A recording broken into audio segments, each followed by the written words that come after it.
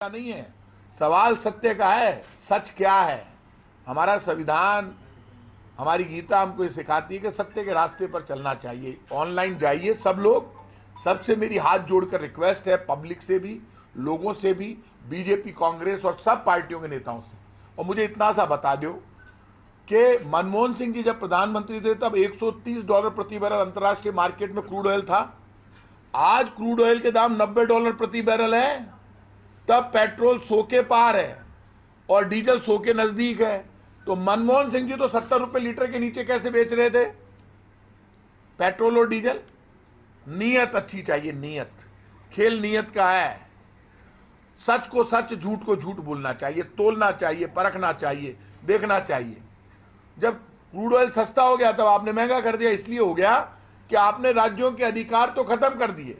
Basic excise duty में हमें हक मिलता था, तो वो तो बढ़ा नहीं रहे आप। आपने special excise duty, additional excise duty और सेस 3 नए खड़े कर दिए। केंद्र सरकार उनमें पैसा बढ़ा रही है, खुद का खजाना भर रही है, राज्यों को उसमें एक पैसा भी मिलता नहीं। और इतनी ईमानदार हो आप और आपको देश की चिंता है तो जीएसटी के दायरे में ले आओ पेट्रोल डीजल को।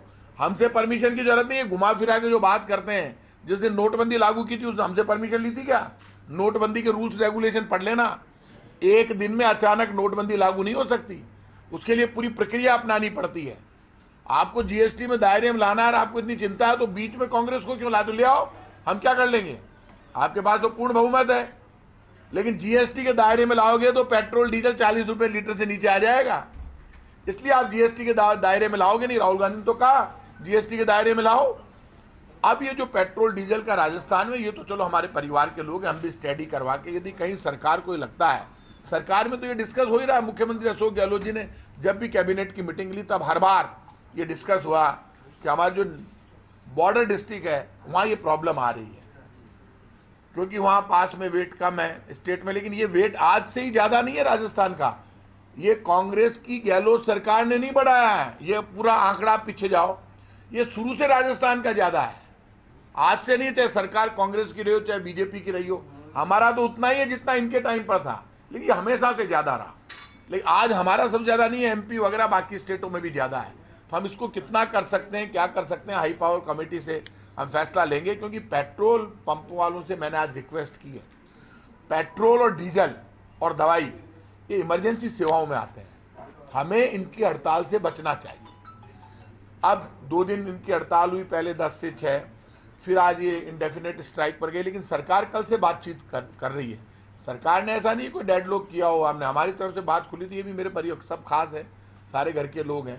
तो आज हमारी सारी बातचीत हो गई और अब ये पेट्रोल पंप सब जगह पूरे राजस्थान में खुल जाएंगे और सबकी समस्या का समाधान हो सकेगा। कोई क्वेश्चन हो आपका तो बताएं। अभी जो रेट ज़्यादा बढ़ने की बात हो रही है, सबसे ज़्यादा सवाल उस पर खड़े होते हैं कि कोरोना के टाइम में जब सारे पेट्रोल पंप और सब मतलब गाड़ियाँ बंद थी, उसमें सरकार ने 8 और 10% वैट बढ़ा दिया, उस पर सबसे ज़्यादा सवाल खड़े होते हैं। ये बात आप ठीक कह रहे हो। इसीलिए हाई पावर कमेटी 10 दिन में अपनी रिपोर्ट देकर और स्टेट के हित में, जनता के हित में क्या हो सकता है, वो इनकी बात इन्होंने भी कहा कि साहब आपका राजस्व बढ़ेगा। इनका भी बड़ी पॉजिटिव बात कही है, ये सिचुएशन क्रिएट होगी तो उसमें क्या कर सकते हैं। क्योंकि चीफ मिनिस्टर के लेवल पे फिर बातचीत होकर हाई पावर कमेटी कहते हैं, आफ्टर ऑल फैसला चीफ मिनिस्टर को लेना है। लेकिन हाई पावर कमेटी की जब रिपोर्ट आ जाएगी तो रास्ता निकल जाएगा राजस्थान का। हम भी चाहते हैं कि रास्ता निकले और ये प्रॉब्लम शॉर्ट आउट हो। ऐसा थोड़ा ना कि सरकार डिसीजन नहीं लेना चाहती, सरकार पॉजिटिव है और पॉजिटिवली डिसीजन लेना चाहती है, इसलिए हाई पावर कमेटी बना रही है। तो एसोसिएशन के साथ स्ट्राइक खत्म करने की बात हाँ, बात तो बैठे हैं। देखिए, हमारा मुख्य मुद्दा है, सरकार के साथ हमारी कोई निजी कोई दुश्मनी नहीं है। हमने सीधा और स्पष्ट सरकार को निवेदन कर दिया है कि सरकार हमें सुने। इसमें मुख्य मुद्दा हमारी 3 मांगों पे अभी तक सहमति बन चुकी है कि हम हमारी हड़ताल को, वर्तमान सरकार की जो स्थिति है 10 दिन की समयबद्ध सीमा, जिसमें हमारे 3 सदस्य शामिल रहेंगे, प्लस वो रिपोर्ट 10 दिन में सरकार को दे देगी और 10वें दिन देते ही सरकार उस पर विचार करते हुए उस पर निर्णय लेगी। उससे अधिक कोई लंबा समय 10 दिन से अधिक नहीं दिया जाएगा, पहला बिंदु। दूसरा, जो गंगानगर और हनुमानगढ़ में रेटों का डिफरेंस 4 रुपये जयपुर से अधिक है, वहाँ पेपर डिपो या डिपो बनाने के लिए कम से कम एक IAS रैंक के अधिकारी वित्त विभाग से उसके लिए स्पेशली नियुक्त किए जाएंगे और वो केंद्र सरकार के पास उस प्रस्ताव को लेकर जाएंगे और केंद्र सरकार से उस प्रस्ताव को अतिशीघ्र से अतिशीघ्र प्रस्ताव को पारित करवाने के लिए। तीसरा, सरकार का मैनिफेस्टो में घोषणा है कि हम इसको जीएसटी में शामिल करवाएंगे। तो हमारा इनसे अनुरोध है कि कृपया आप भी अपनी सरकार से बात कर इसको, हमारी जो एम्पावर्ड कमेटी है वो इसको जीएसटी में शामिल करने की अभिशंसा 10 दिवस में जैसा भी है वो निर्णय ले। आज पेट्रोल पंप खुल जाएंगे? सर मेरा बात पे आ रहा हूँ, रुकिए तो। दूसरा, हमने इस सभी 10 दिनों के लिए हमने 10 दिन के लिए हड़ताल को हमने स्थगित कर दिया है, क्योंकि माननीय प्रताप सिंह जी की बात पे हमें पूर्ण भरोसा है और ये हमारी बात को सरकार तक पहुंचाएंगे। और रही बात वैट के मुद्दे पे, हम किसी पे नहीं कहेंगे। आज की भी तारीख में यदि देखा जाए, जब एम्पावर्ड कमेटी बन चुकी है तो हम किसी चीज़ पे टीका टिप्पणी करने की स्थिति में सक्षम नहीं है, क्योंकि सरकार को एक बार अपना काम करने देना चाहिए।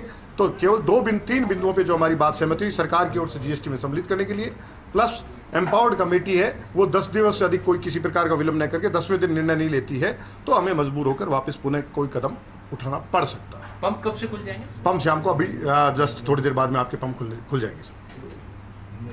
एम्पावर्ड कमेटी अभी गठित, आज गठित होगी, 10 दिन हो जाएगी। आज शाम तक आदेश आ जाएंगे। आज शाम तक वित्त विभाग की ओर से आदेश जारी हो जाएंगे, जिसमें 3 सदस्य हमारे, बाकी वित्त विभाग के सदस्य, और जो भी उनको एक्सपर्ट ओपिनियन जो भी लेनी है वो उसमें हो जाएगी। उसको 10 दिन में आदेश होने के बाद ही करेंगे? देखिए बात क्या होता है, आदेश प्रेस पर आ रही है यार, प्रेस विज्ञप्ति, और जब सरकार अरे थोड़ा प्रेस तो में बोल भरोसा, रहे हैं ना सरकार। अच्छा सरकार जब बोल रही है, अरे बोलना ही तो आदेश है, सरकार बैठी है ना यार। मैं अभी 10 दिन के लिए हड़ताल को स्थगित करता हूं। माननीय सरकार की ओर से जो बात की गई है उसके लिए जी क्या कर रहे हैं? हमने 2 चीज के लिए 10 दिन के लिए समय दिया गया। हमारा मार्ग तो पंजाब के बराबर समतुल्य कर लेगा। नहीं, सरकार ने क्या कहा था? सरकार ने हमें एम्पावर्ड कमेटी में हमारी पूरी बात सुन के जो उचित लगेगा निश्चित रूप से सरकार कम करेगी। इसको मैं कवर कर देता हूँ। नमस्कार, सुनील बघेल। सरकार के समक्ष हम सारे आंकड़े रख रहे हैं और हम सरकार को ये बताना चाह रहे हैं कि रेट कम करने के बावजूद भी राजस्थान में राजस्व की कमी नहीं रहेगी, बल्कि बढ़ोतरी होगी। और इस बढ़ोतरी से राजस्थान सरकार को फायदा होगा और पब्लिक पे भार कम होगा और उनकी जेब पे कम बोझ पड़ेगा। ये ऑलरेडी हमने फिगर कर रखे हैं वर्किंग। सरकार के साथ बैठ के हम ये फाइनल वर्किंग कर लेंगे, उसके बाद निर्णय सरकार ले लेगी। आज क्या रहा आपकी तरफ से हड़ताल को जारी रखने का है या स्थगित? हड़ताल हम स्थगित कर रहे हैं। 10 दिवस के लिए स्थगित कर रहे हैं। 10 दिवस के लिए स्थगित कर रहे हैं। कल दोपहर तक पूरे राजस्थान में सप्लाई नॉर्मल हो जाएंगी, क्योंकि आज अभी अब कॉल ऑफ करेंगे, कल सुबह डिपो खोलेंगे तो नॉर्मली 6 से 8 घंटे लगते हैं सप्लाईज को नॉर्मलाइज होने में। कल दोपहर तक आप देखेंगे कि राजस्थान के सारे पंपों में पेट्रोल डीजल की सप्लाई सुचारू रूप से चालू हो जाएगी। नहीं, दूसरा बात मैं ये और कह देता हूँ, हमने सरकार से ये भी अनुरोध किया कि सरकार इसके लिए जीएसटी के लिए जो इनका मैनिफेस्टो में सम्मिलित है प्रश्न संख्या 39 पर, बिंदु संख्या 43 पर, और हम भी सरकार से कहेंगे कि अब मौका है, अब आप भी अपना इस चीज के लिए कीजिए और इसको जीएसटी में शामिल करने के लिए, ताकि ये रोज रोज का जो विवाद है वो खत्म हो। आपको पता है इस बात का कि राहुल गांधी जी ने कई बार कह दिया है कि भारत सरकार जीएसटी में पेट्रोल डीजल को शामिल कर ले, तो हमारे जब शीर्ष लीडरशिप ने कह दिया उसके बाद